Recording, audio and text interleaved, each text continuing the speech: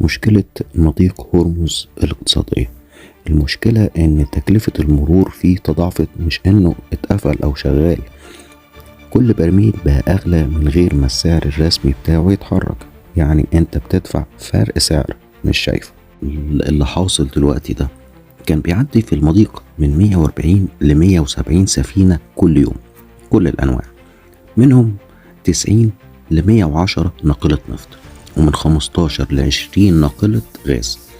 دلوقتي أقل من 10 سفن في اليوم، إذا ما كانش أقل من كده بكتير كمان. انخفاض فوق 90%. بس الأهم مش العدد، الأهم إيه التكلفة. تكلفة البرميل الحقيقي قبل القصة دي، الشحن كان بيكلف حوالي $2 للبرميل.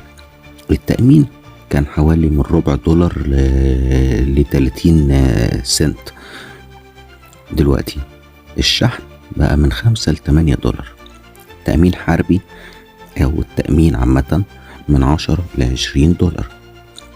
التأخير من 2 ل 4 دولار.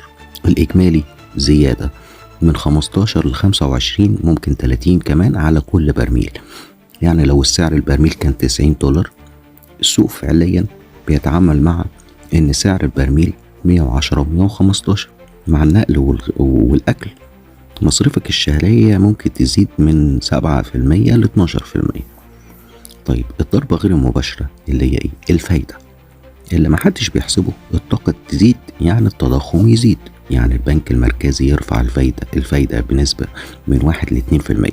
لو عندك قسط حوالي مثلا نص مليون جنيه، الزيادة 1%، يعني 5000 جنيه سنوي، 5000 جنيه سنويا. يعني الأزمة بتدخل بيتك حتى لو مش بتسوق. طيب أخطر نقطة بقى اللي هي الغاز. الغاز أخطر من النفط. ليه؟ 90% من غاز قطر بيمر من هنا. مفيش بديل سريع. أي تعطيل ضغط على الكهرباء، ضغط على المصانع. يعني مش الحاجة مش هتغلى، بس الحاجة ممكن تنقص كمان. طيب دلوقتي أهم جزء، تتحرك إزاي؟ بالأرقام. 1. البنزين قاعدة، ما تشتريش تحت ضغط، خليك دايما فوق نص التانك. تمام. لو السعر زاد 5% فول فورا. لو وفرت تفويلة واحدة بس على السعر العالي، وفرت حوالي من 30 ل 50 جنيه في 4 مرات في الشهر، يعني حوالي 200 جنيه. النقطة التانية الأكل. خزن شهر واحد بس، مثلا 5 كيلو رز، 4 كيلو مكرونة، 2 لتر زيت. لو الأسعار زادت 15% بعد شهر، انت وفرت حوالي من 200 ل 300 جنيه، 400 جنيه كمان، بدون ما تجمد فلوسك. النقطة الثالثة الفلوس.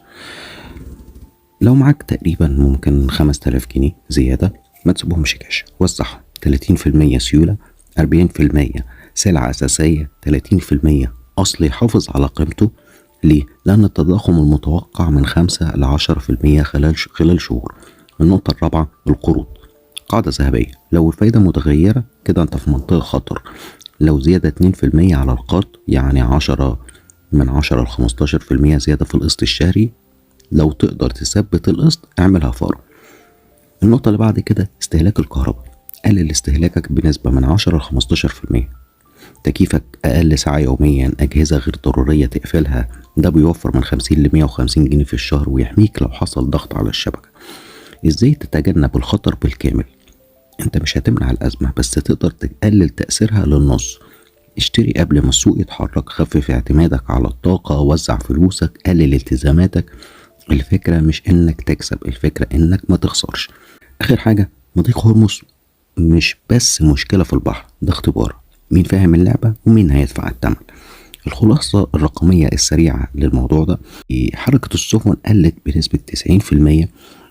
تكلفة البرميل زادت من 15 ل 25، ممكن توصل 30 دولار لكل برميل. زيادة مصاريف فردية من 5 ل 12%. الفايدة المحتملة زادت من 1 ل 3%. مضيق هرمز مش مجرد ممر، ده اختبار حقيقي. هل انت فاهم اللعبة ولا هتدفع ثمنها؟